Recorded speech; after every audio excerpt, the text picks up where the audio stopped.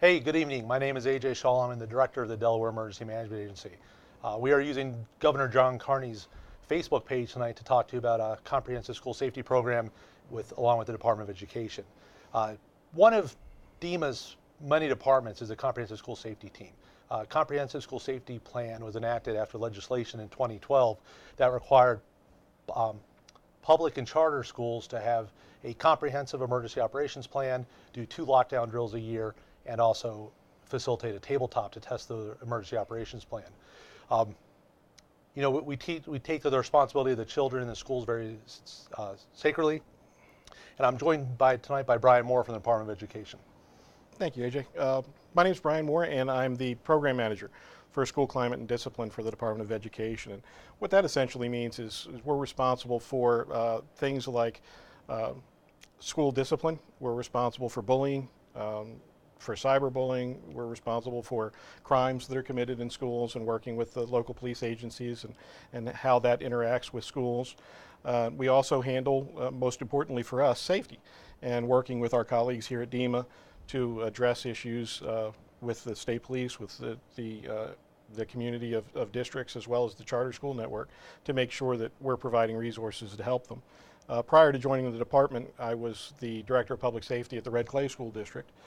I did that for 15 years, and in my time with the district, we were responsible for the safety of all 18,000 students that attend our district schools. So that included everything from implementing the comprehensive school safety plan to drills to tabletop exercises, as well as to actually going out and responding to those incidents and getting some help from the folks at the Department of Ed and the folks at DEMA that came out to support us during those incidents.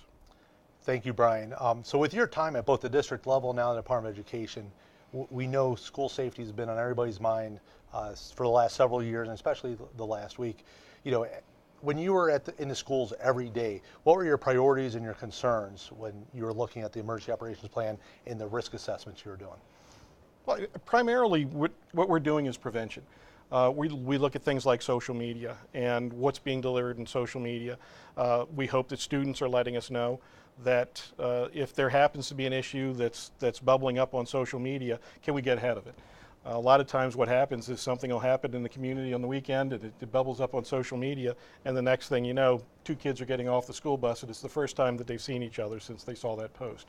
So how do we get them and somehow try and stop what could just be innocent cyber social media? How do we stop that from becoming an incident that impacts both of the students? We spend a lot of time training, a lot of time looking at the resources that we have in schools. We spend a lot of time looking at trends nationally. So if you see something that's happening, you want to get ahead of it. You want to make sure that the staff is prepared for it. You want to get resources out there because the staff is constantly asking and they want training. So we were reaching out to folks like DEMA. We were reaching out to the state police.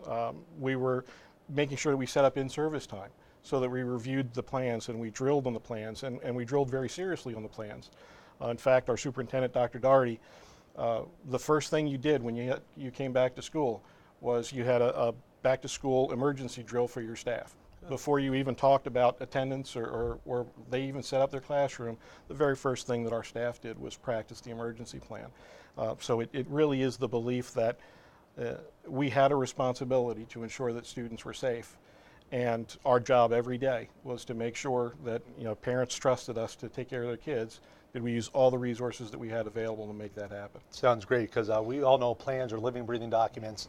They have to be taken off the shelves and tested. And that leads us into our first question from John Young. And he asked, when during the year are the drills required? So the lockdown drills, which are 2 a year, and then the tabletops, there's no parameter on that. We do provide an annual report to the state House of Representatives and Legislature with the compliance with that. So as long as it's through a calendar year, they'll be considered compliant. So DEMA will support it with Department of Education. We'll go out and help if there's new teachers and new administrators at a school, show them how it could be done. We'll facilitate tabletops upon request. And it's not just about active shooters or lockdowns. There's other topics that we talk about as well. Absolutely, as well as the fact that you still have our traditional monthly fire drill. Yep. No, definitely, and that's been big for years. Next question we have is, what's included in the school safety plans? I'll take a little bit of this, and Brian was part of the author of it, but I think from the emergency management background, how it leads into the school safety plans is really have an all hazards, all approach plan. So these plans handle everything from fires to medical emergencies of students to the reunification of students and families. This could be if something happened on campus. This could also be if there's a bus accident maybe, and how the school district's going to get in touch with those parents. You talked about some of the social media bullying and stuff like that. We know we cover that. What else comes to your mind? What's the big point you want to hit about for the plans? I think, first of all, it brings me back to do this broadcast from this room, because when the plan first came out, it was DEMA who had a team of I believe it was 7 planners, and literally they scoured emergency plans across the country and took the best of what they found. California was included. There was some information from Texas, and they literally found best practices from everywhere. And what they laid out to us, we were challenged by your predecessor to find a scenario that wasn't covered in the plan, and it was impossible to do. We researched it and found that they had covered everything that could possibly occur in a school. And the best part for us is that's what schools needed. We're educators. Our job is to make sure that kids learn. So when you're presented with these situations like cyberbullying, we have teachers and staff that don't have Facebook accounts. So when you're trying to figure out how does that impact the school, being able to refer to the CSSP is a huge part of, is a huge benefit. It also includes things like threat assessments. It includes things like courses, online courses in run, hide, fight, in behavioral management. So just the fact that it was, like it says, it was comprehensive. And it became really a living document for us to hand out to schools and make sure that they were able to use. No, and we've been lucky enough. We've done a lot of meetings with school districts and individual schools after they've used the plan for a number of reasons. And it's great because we're able to build partnerships and actually not just see if the plan worked, but see how we can massage it and make it better going forward as well. Another question we have is, do all districts have SROs or school resource officers, meaning law enforcement officers in the district? And Brian, I'll ask you to answer that. Okay. Well, they don't. It's actually a local decision. So a school district has the capacity to hire a school resource officer. They contract with their local police agency. Currently, there are close to 60 sworn law enforcement officers that serve as school resource officers in the districts. In addition to that, however, I would say that there's a law enforcement officer assigned to every public school in the state of Delaware. They could be a youth aid detective who is housed out of a troop, but they're part of that school community. They respond to that school community when they have a concern or there's an issue. So there is a law enforcement presence at all of our schools. Whether they're there full-time and part of the regular school community, that really depends entirely on the district. Understood. We also know you talked about the school resource officers.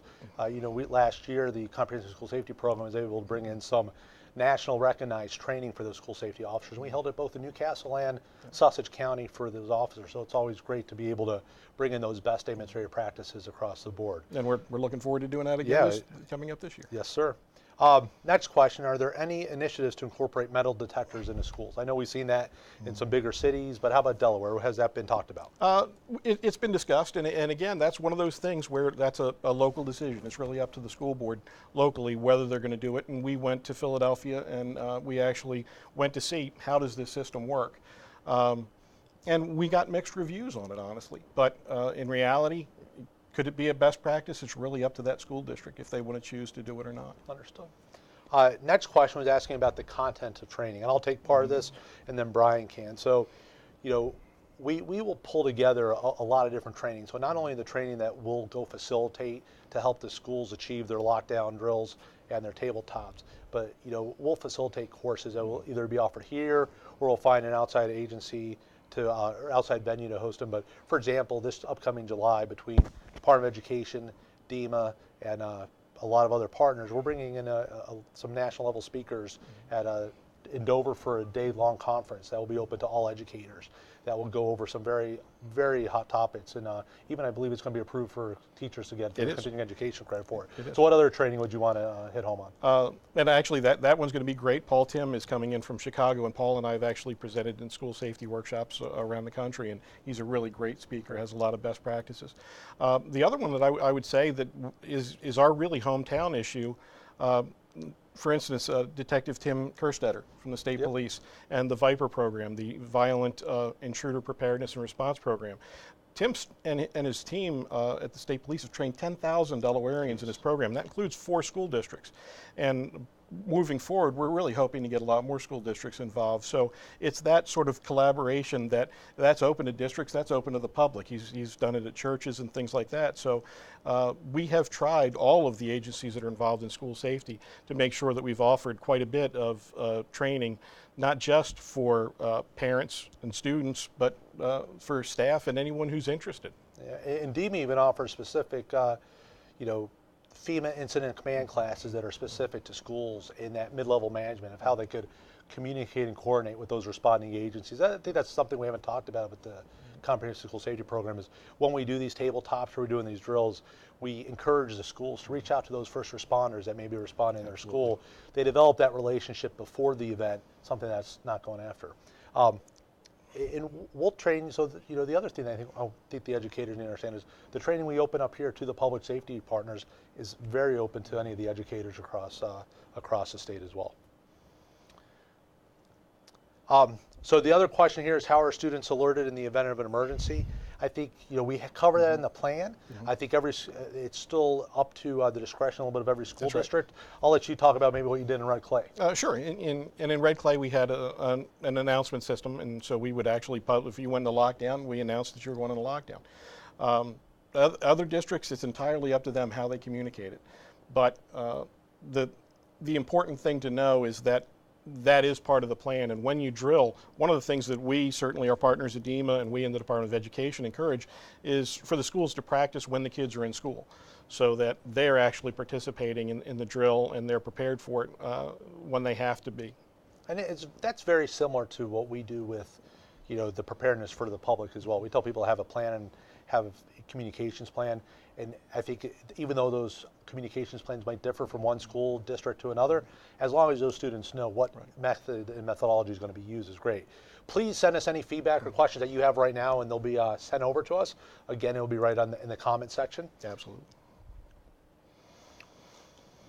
So here's a question that's been on top of a lot of people's mind over the last week or so. Do you monitor social media for threatening comments? And I know we have a process to respond to it when it's elevated to the school or the district level, Brian? Yep, absolutely. And in the district, we actually had a platform that scanned social media for threats that specified the names of schools. One of the big things that we really count on, and it goes back to that, if you see something, say something. Definitely. A lot of times, the way that we find out things are happening is because a parent or a concerned student communicates that they're afraid, that they saw something that gives them some concern. And that's great for us. In fact, for the parents out there, one of the things I'd encourage you to do, if your child has social media, talk to them about what to do if they see something that really is going to have an impact on their school. A lot of times that's the trigger for us to be able to get involved, investigate, and to manage that situation so that it doesn't become an incident.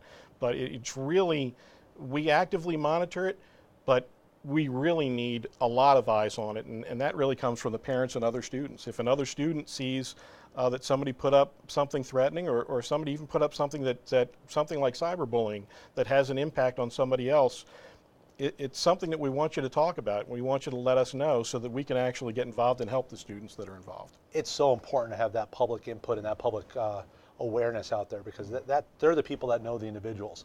If they see something that's not right, they could throw that first flag, and we could get that person help at that time. Absolutely. So what are we doing to identify and prevent tragic events from happening here in Delaware proactively? I think a lot of what we're doing is and Delaware has the benefit of having this close-in community. And the fact that we can look at a national trend today, I know, and you and I have talked several times today, we've communicated quite a bit. During the course of the day, I'd say at least 5 times that our partners from DEMA, from the State Police, and from DOE communicated about things that we're seeing nationally that may have, there might not be a direct threat in our state, but what we certainly coordinate is what if. So we constantly look at those things and think, what do we have to send out to our partners in schools? One of the great things that I'm really proud that our office did this year, working with DEMA and working with the state police, is we've created a school safety bulletin, which is something that the Delaware Intelligence Analysis Center, what they do is when we see an event that occurs nationally, not only do they work with us to craft a way to get that information out to schools, but more importantly, they give our schools actionable information. Definitely. They make sure that it's something that they can have in their hand and they know, all right, this is what happened elsewhere, how are we going to respond and how are we going to prepare for it, and most importantly, how are we going to prevent it? And that goes back, we talk about Delaware being a state of neighbors, and having those relationships between Department of Education, DEMA, our school districts, and State Police Fusion Center has definitely been a benefit. I know I've received a few phone calls from schools that have thanked us for that information we've been able to push out. And that's something we've just done in the last 6 months or so. Absolutely. That's been a big win. We were just pointing out an incident yesterday that literally we got a call in the morning from a school district, and within 15 minutes we had communicated with the governor's office, we communicated with DEMA, we communicated with the state police, and we were able to call that district back and offer a handful of resources that weren't available before, because we had a coordinated response and we knew the governor's told us before, if a school is having an incident, make sure that the state agencies that are their partners are there to respond. And as I said, it worked perfectly. In 15 minutes, that district had any resource that they needed. No, that's the way it needs to be. The other thing we know there's been a lot of talk about is how are schools secured. So, we know that we have the most modern schools in Delaware, and we have some that are probably, a little bit older that don't have some of the newer modern architectural and engineered design and security on that. So, how are we able to make sure schools are locked or secured? Okay. I know everyone's a little bit different, yep. but everybody's different, and again, that's a local decision. Schools, they're designed by the districts and they're built by the school districts. So while we do share with them best practices and we certainly communicate from the department ways to secure your school, we don't tell them how you do that. And nor, frankly, do we share how the districts do lock their doors. We encourage it. Certainly, DEMA and the CSSP crew, when they go out to schools, encourage you to lock the doors. The other thing that we all encourage is making sure that there is some system of access control, that you have some method of controlling and funneling who comes into the school and being aware of who they are and where they are. So visitor management is a best practice that we share with all of our district and our charter partners. Nope, you go in, check in, get your little ID and put it on your shirt. Get your lanyard. The other thing we've done just in the last day or so is the governor has asked us, and we put together some great minds and put together a frequently asked questions page that might have some of the questions that parents and administrators have out there, and it's de.gov/schoolsafety. So on there, not only do we have questions or answer some of the questions you may have, but we also have contact information, I believe, for all the districts and charter schools. For all the districts and that are available in the state, and we also have links to not only the comprehensive school safety plan, but DOE's school safety page, as well as some best practices. Good. So I know we have a lot of new viewers that are just joining us now, and just to give you a little background, Brian and I are talking today about the school safety in Delaware for both the public and charter schools. Just about 6 years ago, legislation was passed. It was the Omnibus School Safety Act, which developed the comprehensive school safety program, which required schools to have a comprehensive emergency operations plan, develop and enact a tabletop, so some type of drill where you test that plan each year, and then do 2 lockdown and intruder drills. So we've had about 95% compliance last year. We had a lot of schools that reach out to us for help, and it's been a great program. We look for future success.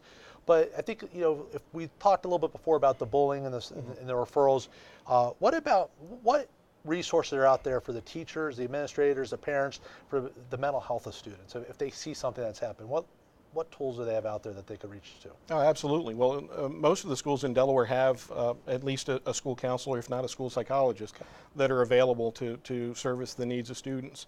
And the big thing is to recognize that there's an issue and to ask for help. Sometimes parents know that a child's going through something, and maybe they don't share that information. And it would be something that the school would need to know.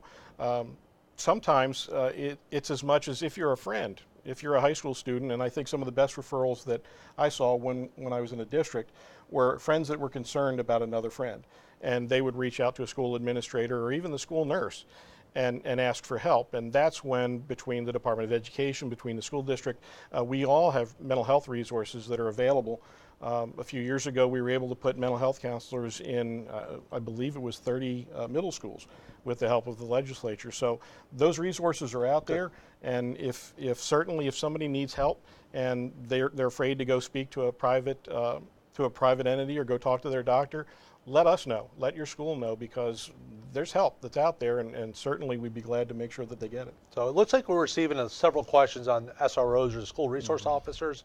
And it says, what is this specific training? So there's, it's really a mirage of training. It's not just one class or one course they go to and then get assigned to a school, but it's something we've been able to provide basic courses and advanced courses. I'll let you get a little bit more specifics about some of the benchmarks they need before an officer's really going to be in a school. One of the things that we've recommended for several years, and when I served in that role in a school, we recommend the National Association of School Resource Officer Basic and Advanced Training, which last year DEMA was good enough to provide for the SROs. And although it is up to each entity to provide that training if they'd like, most of the SROs in the state have been trained up to that level. The other thing that we do is we, in a partnership with DEMA, with the state police, and with the Department of Justice, we have annual in-service training for school resource officers, and we address things like cyber media threats. We address social media concerns involving portable electronic devices and how they can investigate crimes that involve social media and involve electronic devices. And it's really ongoing, and the thing about having a small group of dedicated school resource officers is they communicate constantly. So a lot of times if they see something, not only will they ask the question, but we develop in-service training on the run basically because they've encountered an issue and they need more information about it. A few years ago, as social media really began to expand, one resource officer in Newcastle County really wanted to look at how they could search the internet better to be able to really advocate for the victim of social media crime. And that led to a statewide initiative to train school resource officers in how to prepare a warrant to really get access to that material and be able to solve crimes as well as to advocate for their victims. Yeah, the other thing, besides the training for the school resource officers, the state between Department of Education and DEMA, we're there for that technical knowledge. Absolutely. So just, probably within the last month, I want to say we've done somewhere probably between 15 to 20 school visits, either threat assessments, going over lockdown procedures with schools, facilitating tabletops. We have a team of 2 people that their whole job is to deal with the schools, and they do it 365 days a year during the summer breaks, during the school session.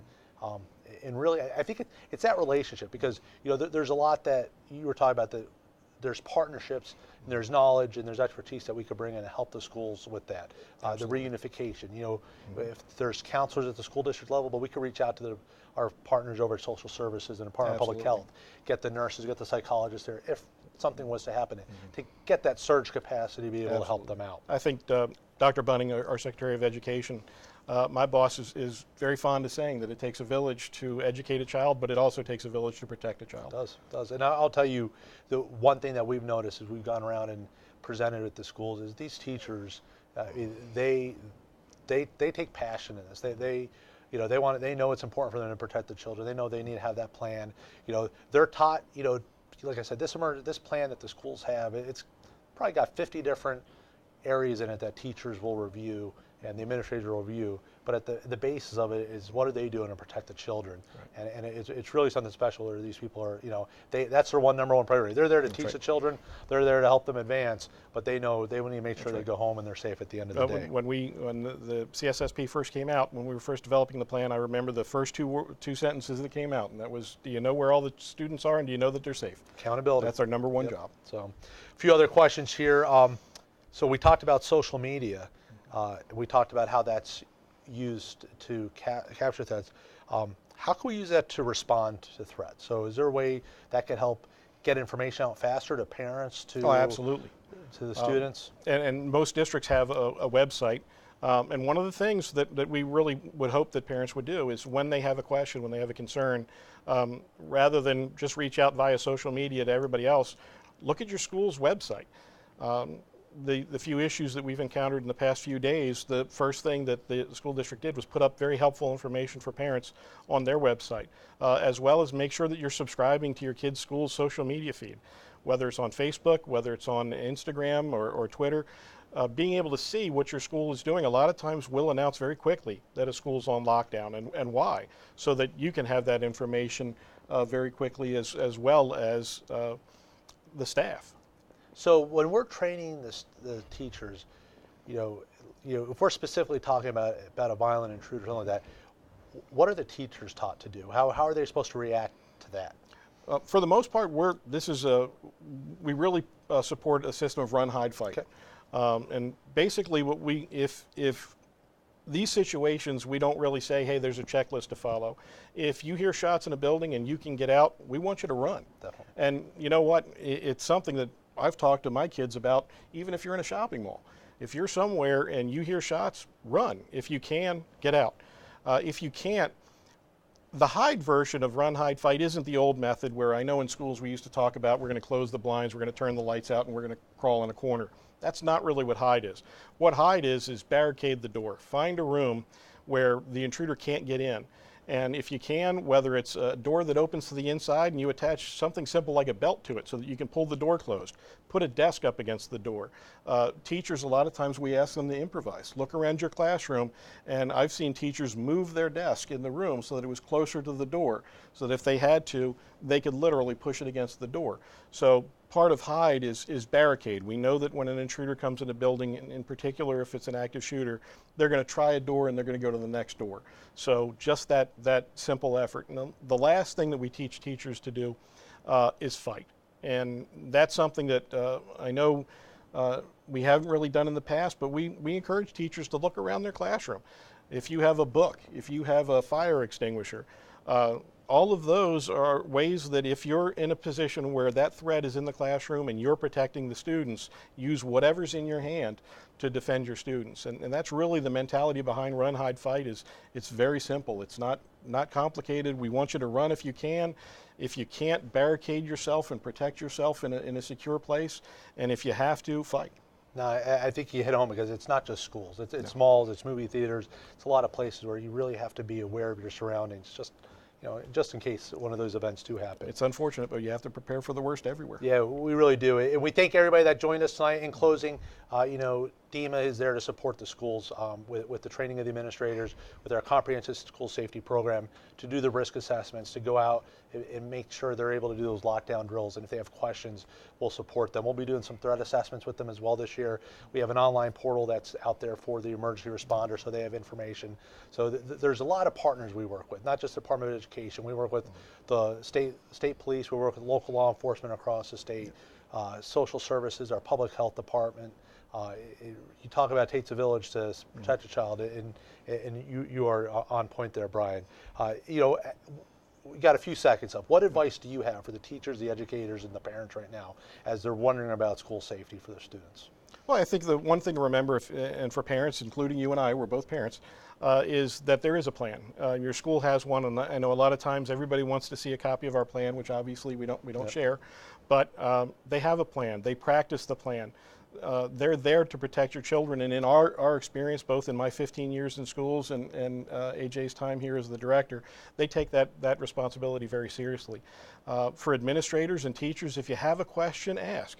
Each district has that person that handles the safety plan. Talk to them. If there's some training that you want and you don't get it, certainly work with your district administration and talk to us. We are all there to provide those resources for the classroom. No, so again, please check out the website, de.gov/schoolsafety, and we appreciate your time this evening. Thank you.